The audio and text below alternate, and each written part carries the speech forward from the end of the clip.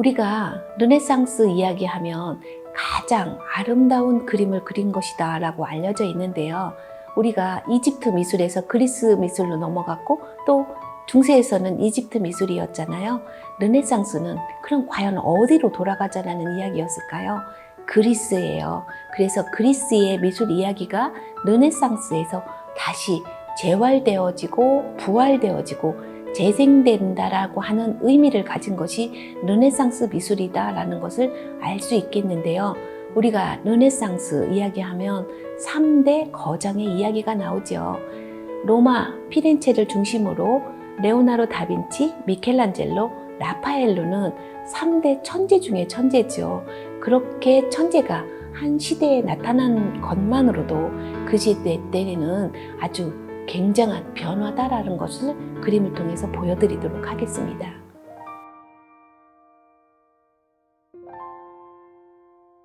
이 그림을 보세요. 모나리자예요. 여러분들 모나리자를 보러 가서 시시해, 이 그림을 보러 우리가 이렇게 많이 왔어 라고 이야기해요. 그러면 왜 이렇게 많은 사람들이 모나리자에 열광할까요? 우리가 알고 있는 바와 같이 중세 1000년을 지나고 레오나르도 다빈치에 의해서 이 그림이 그려지는 거예요. 그런데 이 그림 여러분들 보시면서 눈이 나를 따라오고 있어. 웃으면 웃는 미소일까? 이건 뭐지? 라고 의문을 들은 적이 있었을 텐데요. 레오나르도 다빈치가 이야기하는 스푸마토 기법이기 때문에 이런 현상을 볼 수 있다라고 알 수 있겠어요. 우리가 그림을 그릴 때 원형을 하나 그려놓고 여기에 색칠을 하잖아요. 그런데 스푸마토 기법이라고 하는 것은 색깔을 칠하고 또 칠하고 더 칠해져서 굉장히 부드러움을 강조하는 이러한 새로운 기법이 스푸마토 기법을 레오나르도 다빈치가 이렇게 모나리자에 처음으로 쓰여진다라는 것을 알 수 있겠습니다. 그런데 중세에는 모두 신앙에 대한, 종교에 대한 이야기가 그림 속에 들어갔는데 이렇게 누구의 부인이 그림으로 등장하면서 굉장히 변화의 바람이 일으켜지는 것이 르네상스의 부활의 의미가 되어짐을 그림을 통해서 알 수 있겠습니다. 이 조각을 보세요.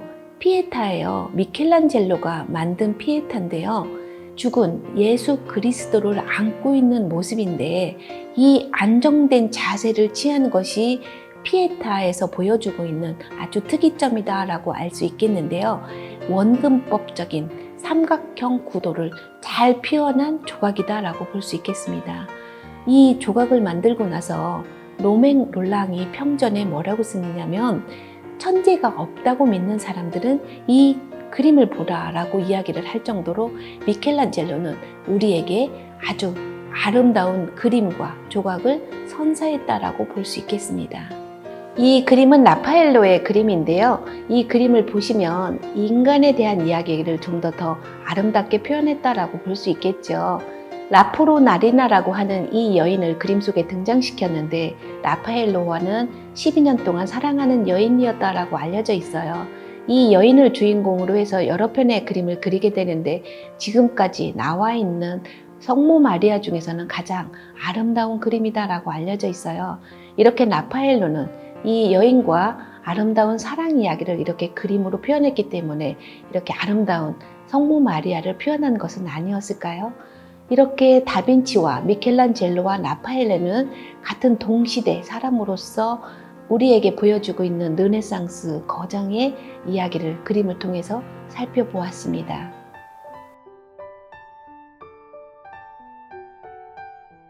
이렇듯 15, 16세기가 지나고 나서 16세기에 들어와서는 모든 화가들의 이야기가 정점을 찍게 되어지는데요. 그 이후에는 매너리즘이라고 하는 그 시대가 있어요. 그래서 이때는 너무나 다 발전시켰기 때문에 더 이상 그릴 수 없었기 때문에 모사하는 그림을 그리게 되는데요. 이때를 우리는 매너리즘에 빠졌다라고 이야기를 해요. 그러면 신은 가만히 있었을까요? 또 한 번의 천재를 우리에게 보여주고 있는데요. 바로크 미술이다라고 하는 것이 만들어져요. 바로크 미술은 일그러진 진주를 이야기하는데 이 그림에서 보면 정상적인 그림보다는 좀 더 과감한 그림을 보여주는 것이 바로크 미술의 특징이다라고 할 수 있겠는데요. 이 그림 보세요. 이 그림은 카라바조가 그린 마태의 소명이라는 거예요. 그런데 빛이 들어오는 것 같은 이런 그림들을 카라바조에 의해서 만들어지는데 빛에 대한 연구를 17세기부터 시작됐다라고 볼 수 있겠습니다. 그런데 여기서 아주 재밌는 건요. 그 카라바조의 손의 장면이 보이나요? 그림에서 보면 이 예수 그리스도의 이 손가락이 보이시나요? 이 손가락 모양은 어디선가 많이 보았죠. 미켈란젤로의 천지창조에서 나오는 이 손의 모습이에요. 그런데 이 손의 모습이 결국 누구한테도 오느냐? 오늘날 우리 ET에서도 보여주고 있거든요. 양극과 N극이 촥 만날 것 같은 이런 그림이 오늘날 ET에서 쓰여지는데 미켈란젤로의 이 손가락에서 나오는 거예요.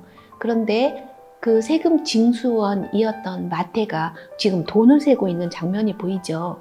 이렇게 돈을 세고 있는 마태에게 너 나를 따르라 라고 하는 이런 성경 속의 이야기를 극적으로 표현한 그림이 카라바조의 그림이 되겠습니다. 이렇게 바로크 미술의 아주 또 대명사의 그림이 하나 또 있는데요. 성모 마리아의 죽음이에요. 이 그림 보시면 너무 깜짝 놀라실 텐데 임신한 여자가 물에 빠져 죽은 매춘부를 성모 마리아의 죽음이다라고 이야기를 했어요.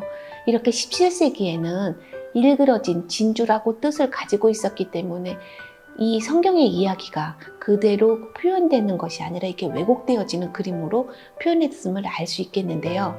이 17세기의 그림에서는 특별한 두 가지 요소가 나타나는데 키아로스쿠르라고 하는 명암 기법이 이야기가 되겠고요. 지금 이 커튼에서 보여주고 있는 이 질감을 보여주고 있는 것이 엠페스토 기법이다라고 하는 것을 특징으로 두고 있습니다. 이렇게 빛에 의해서 만들어졌던 17세기의 그 빛은 오늘날 연극 무대에서 쓰여지고 있는 하이라이트와 같은 역할을 하고 있는데요. 이 빛의 연구가 오늘날까지도 쓰여지고 있는 걸 보면 17세기의 빛의 연구는 천재의 발견이 아니었을까라는 생각이 들어요. 17세기 그림을 좀 더 살펴볼까요? 이 그림은 루벤스가 그린 삼손과 데릴라예요. 17세기에는 이렇게 명암의 기법과 재질의 기법이 나타난다라고 할 수 있는데 이 삼손과 데릴라에서도 보면 여인의 몸은 굉장히 밝게 빛나고 있음을 볼 수 있겠죠. 이렇게 빛에 대한 이야기 그리고 사람들의 표현을 신이 아니라 진짜 인간의 모습으로 아주 관능적으로 그렸던 루벤스의 삼손과 데릴라의 그림이 되겠습니다.